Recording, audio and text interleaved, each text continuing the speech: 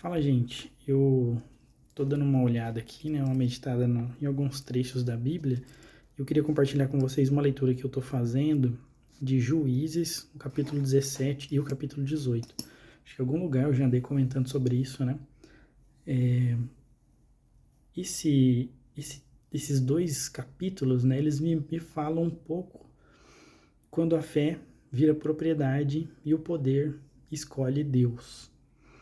Tem um versículo muito marcante que aparece em diversos lugares aqui do trecho, né, do texto de Juízes, que diz assim: naqueles dias não havia rei em Israel, e cada um fazia o que parecia ser certo aos seus próprios olhos. Nessa frase, ela não é só um comentário do narrador, ele está meio que fazendo um diagnóstico social aqui. Não seria necessariamente a falta de um governo, mas o colapso, né, de uma referência, a falta de uma referência. Uma sociedade que perdeu seu centro moral, cada pessoa começa a construir a sua própria versão de verdade, justiça e até sobre Deus. E a gente vê isso em Juízes 17, Juízes 18. Não é só uma história esquisita da Bíblia, né? Às vezes tem umas histórias meio fora da casinha. Isso é normal acontecer às vezes, né? Mas é um retrato perturbador de uma sociedade onde a religião foi privatizada. Os líderes espirituais foram comprados, o poder militar escolheu o Deus que iria acompanhar o seu povo, mesmo que não seja um poderio militar sob o comando de um rei, mas nós temos aqui a tribo de Dan, que vai fazer essa jogada, né?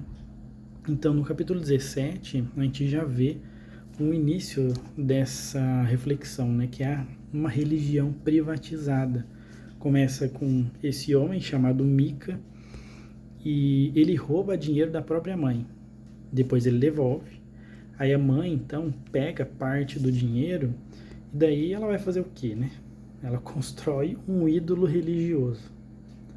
O Mica decide montar um santuário particular dentro da própria casa. Aí ele manda fabricar objetos sagrados, organiza um próprio sistema religioso e nomeia um sacerdote.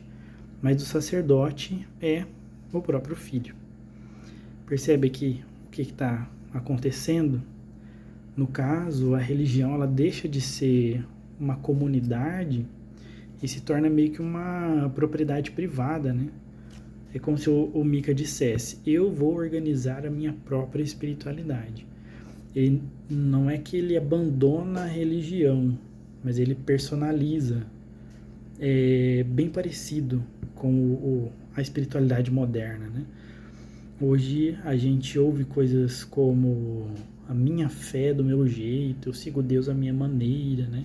Eu crio a minha própria espiritualidade, e é mais ou menos isso que o Mika fez. Aí ainda conclui, né? Agora eu sei que o Senhor me fará prosperar. Lógico, né? Ele contrata um levita, um coitado, para estar passando por ali como sacerdote próprio, né? Ele cria esse sistema religioso, espera que Deus legitime o sistema que ele mesmo construiu. Depois, no versículo 17, no versículo 7 até o 13 do 17, ele começa a falar sobre um sacerdote empregado, né? E é como se a narrativa ela desse um outro passo. Ele já estava sem território, sem estabilidade, sem uma posição institucional, está procurando trabalho, né? Ele sai de Jerusalém, vai, né? Sai de Belém e sai caminhando ali, sem rumo, sem direção. O Mica olha para ele, faz uma proposta: cara, fica aqui, seja meu sacerdote e eu vou pagar seu salário. Aí, no caso, a gente pode ver como essa religião virou um emprego, né? O sacerdote depende economicamente desse patrão. E quem paga a banda escolhe a música, né? Quem paga define a religião. Percebe a inversão? Não é necessariamente um sacerdote que representa Deus diante do povo, mas ele está representando os interesses do patrão diante de Deus. E o levita, aceita, né? Opa, consegui aqui uma boquinha, porque a estabilidade financeira parece melhor do que necessariamente uma vocação, né? Depois, no 18, aí tá tudo bem, né? No 18, muda a narrativa muda aqui. Tem uma tribo deslocada, a tribo de Dan, que está em crise. Eles ainda não conseguiram estabelecer um território propriamente. E no mundo antigo isso é sinal de catástrofe. Sem terra não dá certo. Não tem produção, não tem estabilidade, não tem segurança, eles não têm uma identidade. Então eles começam ali uma ocupação militar, percebe? No caminho eles encontram a casa de Mica. Alguns vão na frente, tentando, né, meio que sondar o território. Eles encontram a casa de Mica e lá está o sacerdote, os objetos sagrados. Eles fazem uma pergunta pro cara. O cara, o que você está fazendo aí?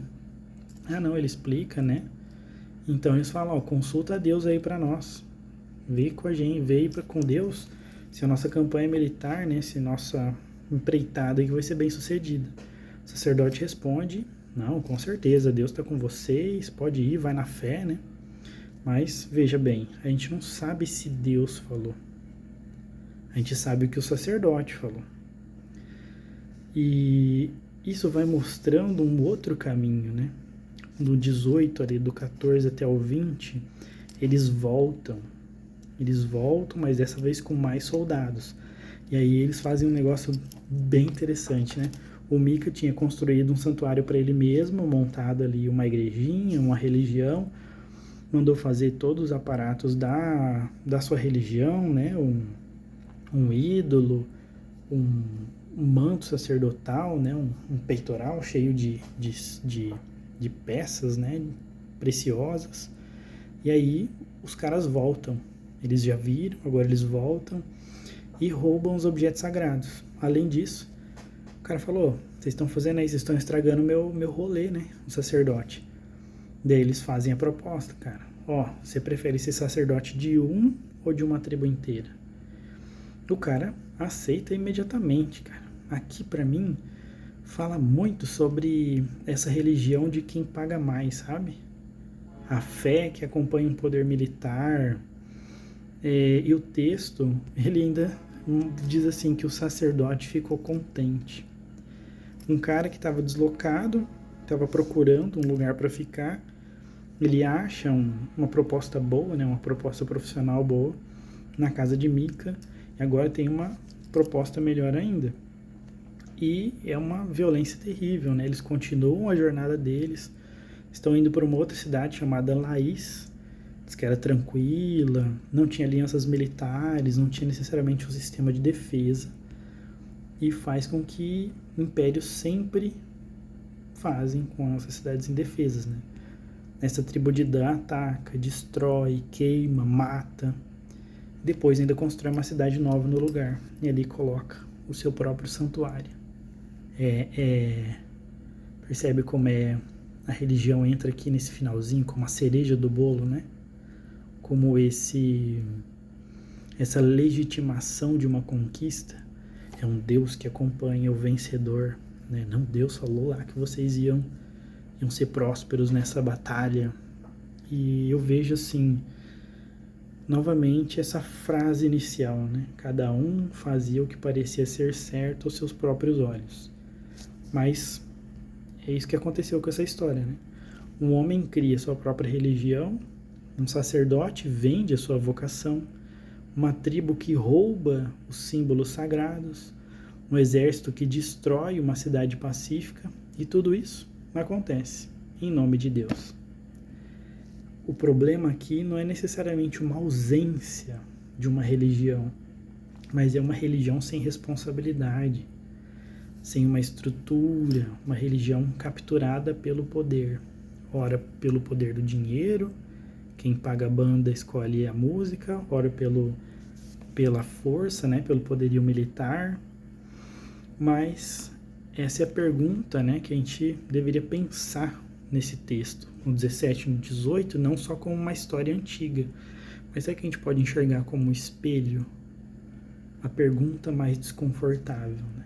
Quando a fé vira propriedade, quando os líderes espirituais dependem de patronos, de patrocinadores, quando o poder escolhe qual Deus vai acompanhá-lo, será que a gente ainda está falando de Deus? Ou será que é só mais um sistema religioso que legitima os nossos interesses? O livro de Juízes, ele continua, né? E ele termina assim, como uma sociedade onde as instituições colapsaram, as religiões, né, foram privatizadas, os líderes foram cooptados, há uma legitimação da violência e, para mim, ainda fica uma pergunta em aberto. Quem governa quando cada um faz o que parece ser certo aos seus próprios olhos? Talvez a maior tragédia do livro de Juízes não seja a ausência de um rei, mas talvez a ausência de um discernimento coletivo. Porque quando a fé perde uma consciência crítica, ela deixa de confrontar o poder. Você já percebeu isso? Quando a fé deixa de confrontar o poder, ela passa a servir o poder. Você já pensou nisso? Já leu esse texto dessa forma? Me diz aqui nos comentários.